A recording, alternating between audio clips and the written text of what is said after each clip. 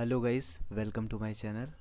आज मैं आपको बेसिक कंप्यूटर अनुदेशक की सैलरी बताने वाला हूँ। 8th पे कमीशन के बाद क्या मिलेगा आपको।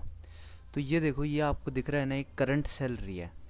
बेसिक पे जो मिलता है अभी वो मिलता है 26,300। ठीक है। फिर डीए मिलता है। डीए मतलब महंगाई भत्ता। ठीक है, कितनी महंगाई हो रही है उस हिसाब से। तो अभी करंट मिलता है 58% लगा लो इसका। ठीक है, तो आपके पास आ जाता है 15,254। ठीक है। HRA यानी आप रेंट भरते हो ना, तो उसके लिए भी आपको पैसे देते हैं। कितने?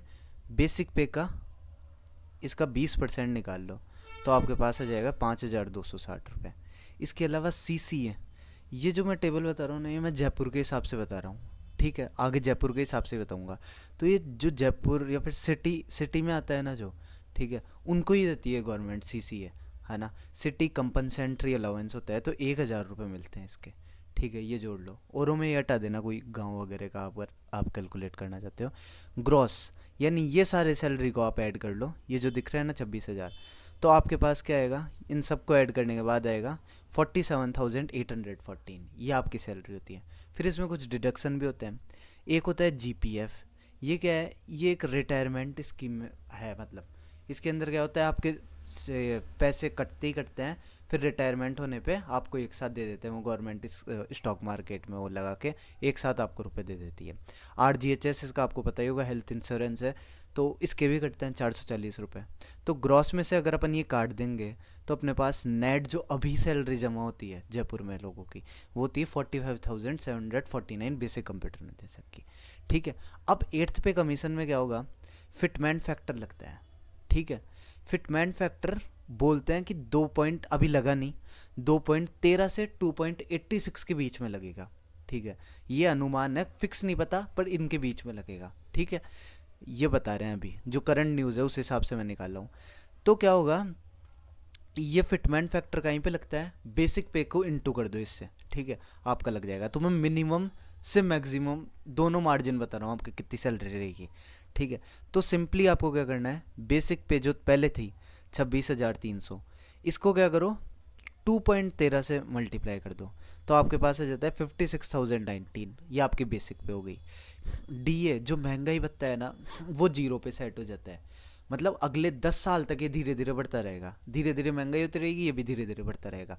करंट जो DA है ना, वो है 58%। मतलब 10 साल बीतने के बाद, 2016 में जब लगा था उसके बाद 10 साल हो गए, अब 58% महंगाई हो गई। तो उस हिसाब से बढ़ता जाएगा। ठीक है, अभी 0 पे सेट होगा इनिशियली। HRA की बात करूँ तो 20% इसका निकाल लो अब 56,000 का, तो हो गया 11,000। फिर CC है वही 1,000 रुपये।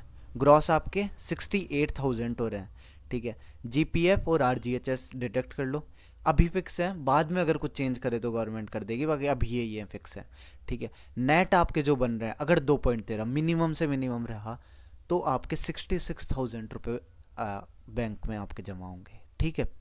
अगर ये फिटमैन फैक्टर मैं हाई पे लेके जाता हूँ, अगर 8th पे कमीशन लगने के बाद 2.86 का लगा फिटमैन फैक्टर, तो क्या होगी आपकी सैलरी? तो बेसिक पे आपका हो जाएगा 75,218। ठीक है। DA वही 0%। HRA जो है, हाउस रेंट अलाउंस, वो हो जाएगा 15,000। ठीक है। CC है 1,000, है ना। ये बाद में चेंज हो सकता है गवर्नमेंट अगर करना चाहे, पर मैं करंट के हिसाब से बता रहा हूँ आपको। थोड़ा सा ऊपर नीचे हो सकता है, बाकी मैं लगभग जो प्रोबेबिलिटी बन रही है वो मैं बता रहा हूँ। ठीक है। CC जो है वो 1,000 फिक्स है। ठीक है। ग्रॉस बन रही है 91,261।